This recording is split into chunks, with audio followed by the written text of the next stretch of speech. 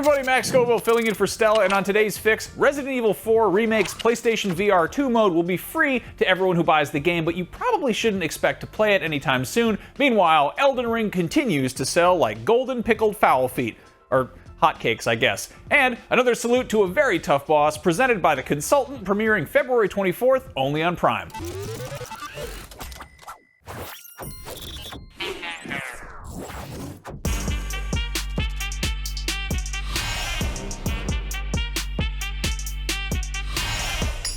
Capcom announced a while ago that the upcoming Resident Evil 4 remake would be getting PlayStation VR 2 support, and today the publisher revealed that it would be a free update to anybody who owns the game. However, it was also announced that this VR mode has only just started development, so it seems unlikely that it's going to launch alongside the game, which is only about a month away.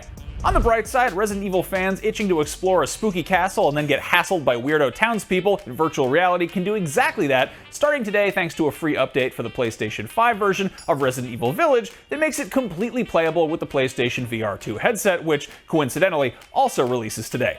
Clearly, Capcom has had some experience working with VR, as the entirety of Resident Evil 7 was playable with the original PlayStation VR, and it's nice to see the trend continuing with Village and the RE4 remake. The entirety of Resident Evil 4 was already ported to VR, but it's exclusive to the Meta Quest 2, and while it's possible that someday that version makes its way to other platforms, I'm guessing that making a VR mode for the new remake is just one way around that. Back in October, Village got an update that made it playable entirely in third person, which is arguably the exact opposite of being adapted into VR. The game's producer Masachika Kawada told IGN Japan that the process was, quote, about as much effort as creating a full game. Hard to say if the same will hold true for turning a third-person game into a VR game, but let's hope it's not too long of a wait.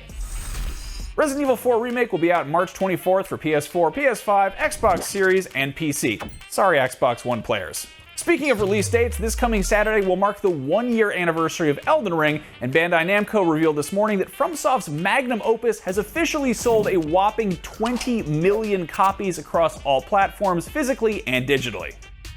At this point, anybody who hasn't heard about Elden Ring must have been living under a rock, in a cave, catacomb, underground city, or trapped in some sort of Everjail. The open-world action RPG was IGN's Game of the Year, as well as plenty of other outlets. FromSoft's Soulsborne games have steadily amassed a die-hard fanbase since Demon's Souls debuted on PS3 way back in 2009, and their notorious difficulty has been a barrier of entry for some players, but clearly Elden Ring won over quite a few non-believers.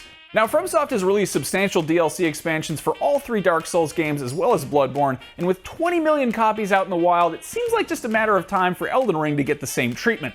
Back in December, an update to the game added some new multiplayer features, including access to the previously blocked-off Coliseum area where Tarnished could duke it out in PvP, but I don't think I'm the only one who's itching to see some new areas and be murdered repeatedly by some new, horrifying bosses. Maybe we'll get some news at Sony's State of Play tomorrow, fingers crossed. And finally, speaking of bosses, Prime's The Consultant is premiering this Friday, February 24th.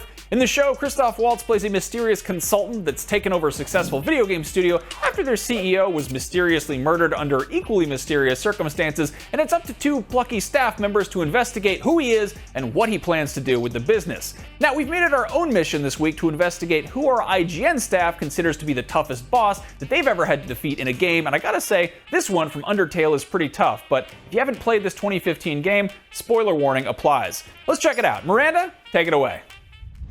Undertale is one of the best games I've ever played, and though it's more known for its heartfelt story, music, and emphasis on choice, its boss fights are nothing to scoff at.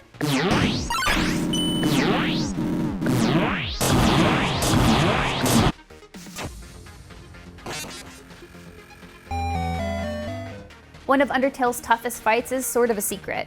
In order to get to it, you must slay nearly every single creature in the underground, starting at the beginning of the game, and only at the end of your path of destruction will you run into an especially dangerous version of one of the game's most loved characters. Major spoilers, but at the end you're essentially a villain, and Sans has come to stop you. So fairly enough, this fight feels nearly impossible on the first go. It's so tough you essentially have to memorize and perfectly maneuver around Sans' biggest attacks to overcome them. The iconic music during the battle makes each inevitable restart feel a little less bad, and unless you've got the reaction skills of a pro, there will be many restarts. Achieving victory against Sans is bittersweet because, well, it is the darkest path of the game, but hot dang does it feel good to overcome such an immense challenge. Make sure to tune in throughout this week to find out who else our staff picked as the toughest video game bosses that they've faced, including yours truly on tomorrow's Fix. And most importantly, don't forget to watch Prime's The Consultant, premiering Friday, February 24th, only on Prime. And that is your Daily Fix for February 22nd, 2023. For more, go check out IGN's exclusive hands-on preview of Star Wars Jedi Survivor, and for everything gaming, keep it locked to IGN. I'll see you around.